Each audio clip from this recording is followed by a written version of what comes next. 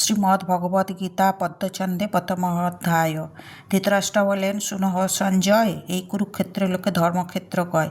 শ্রীকৃষ্ণ কুরুক্ষেত্র আরম্ভ হওয়ার আগে ধৃতরাষ্ট্র যেহেতু অন্ধ, তাই যুদ্ধে কী হচ্ছে তা দেখার জন্য সঞ্জয় নামক ব্যক্তিকে দিব্য শক্তি দান করলেন। তার ফলে সঞ্জয় যা যা হচ্ছে তা ধৃতরাষ্ট্রকে বলতে থাকলেন।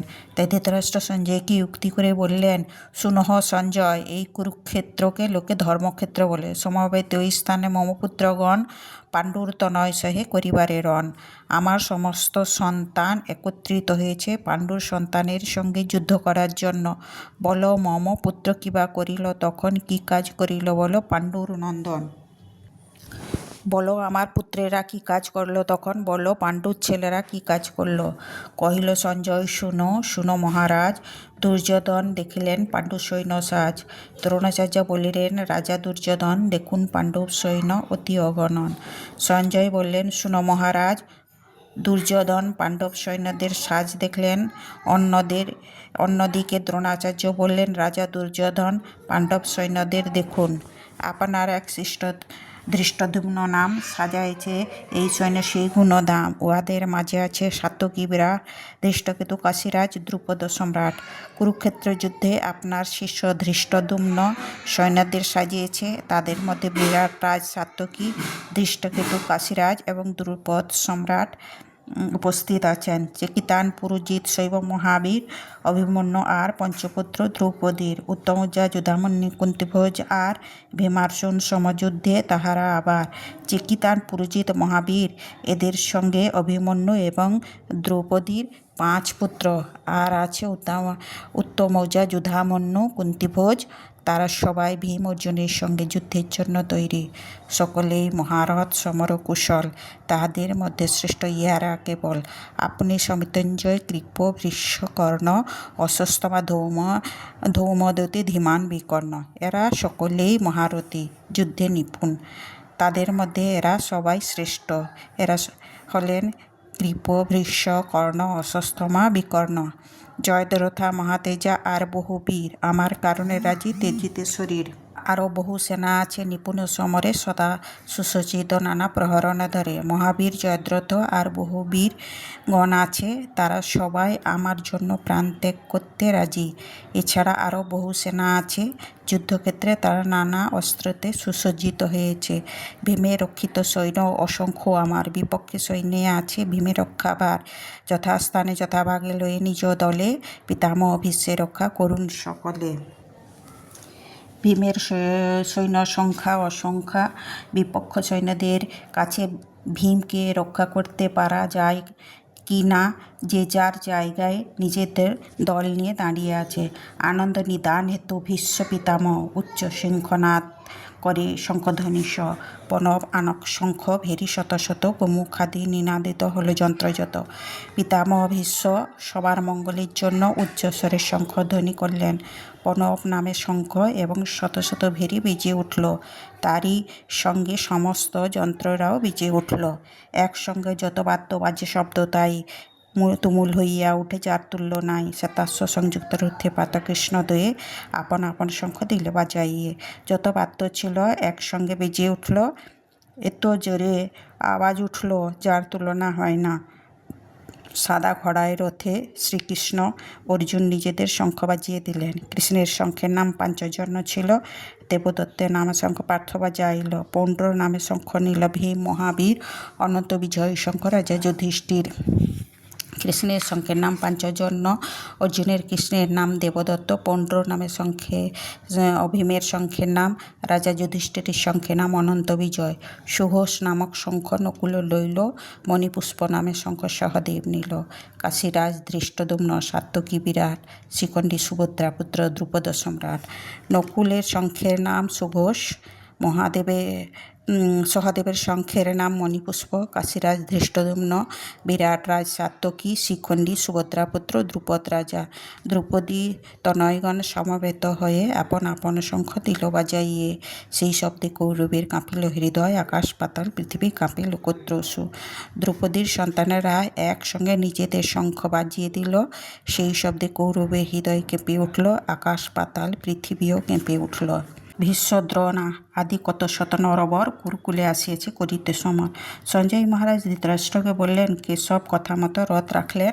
ভীষ্ম, দ্রোণ আর কত শত শত লোক যুদ্ধ কুরুক্ষেত্রের সঙ্গে মিলিত হয়েছে, কুরুদের সঙ্গে মিলিত হয়েছে। সঞ্জয় মহারাজ ধৃতরাষ্ট্রকে বললেন, কেশব কথা মতো রথ রাখলেন।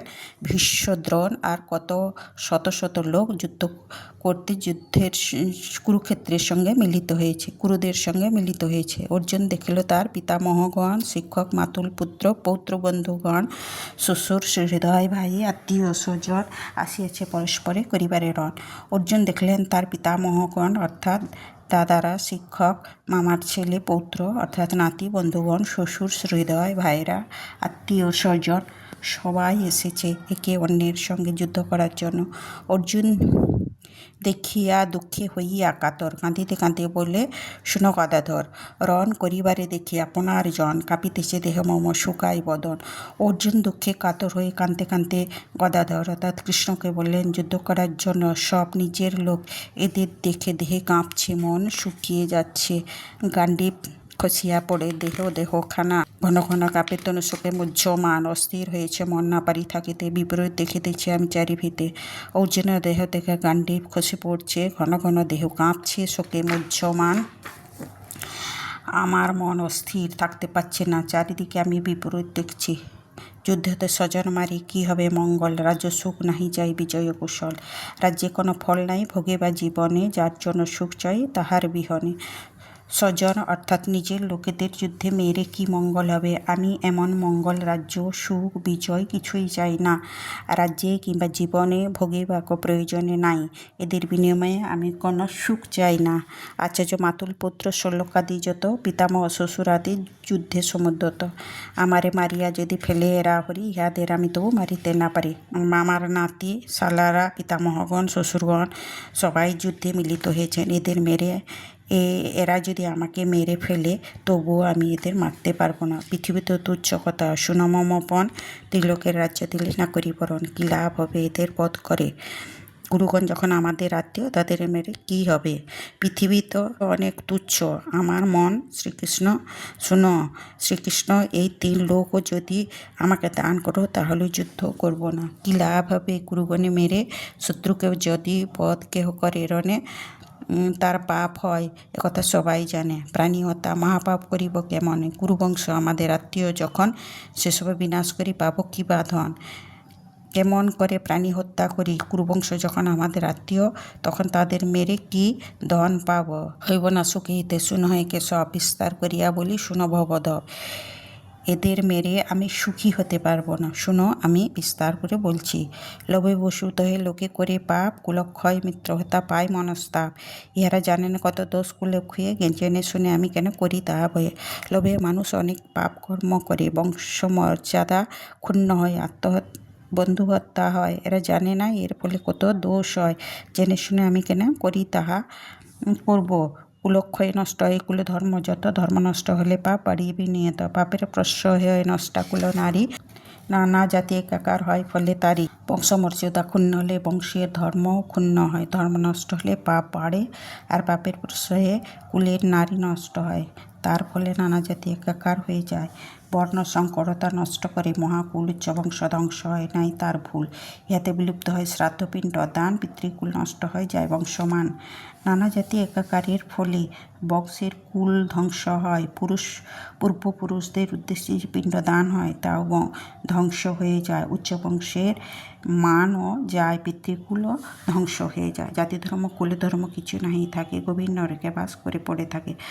যুদ্ধে কুলধর্ম যায়, শুনো জনার্দন, নিয়ত নরকে বাস করে আভাজন। জাতি ধর্ম কুলধর্ম কিছুই নাহি থাকে, ফলস্বরূপ গভীর নরকে পড়ে থাকে। যুদ্ধের ফলে কুলধর্ম যায়, এর ফলে নরকে বাস করে সে অভাগা। দত্ত হয়েছে হেন পাপ কর্ম তরে রাজ্য লভে আপনার জনে মারিবারে নিরস্তার আমারে দেখে যদি কুরুগণ বিনাশ করে হে সুখী হই নারায়ণ। এমন পাপ কাজ করার জন্য কেন আমি এসেছি? রাজ্য লোভে নিজের লোকেদের সবার জন্য অস্ত্র ছাড়া আমাকে দেখে যদি এরা মেরে আমাকে ফেলে তাহলেও আমি সুখী হব। সঞ্জয় বলেন, শোনো শোনো মহারাজ, এতে বলি তীর ধনু ছাড়ি যুদ্ধ সাজ, রথের উপরে বসে পার্থ মহাজন শোকাকুল চিত্তে কহে না করি বরণ। সঞ্জয় মহারাজ পাণ্ডুকে বললেন, শুনুন মহারাজ, এত কথার পরে অর্জুন তীর ধনুষ ছেড়ে রথের উপর বসে বললেন, শোকে বললেন, আমি আর যুদ্ধ করব না। অর্জুনের বিসর্জন নামক প্রথম অধ্যায় সমাপ্ত।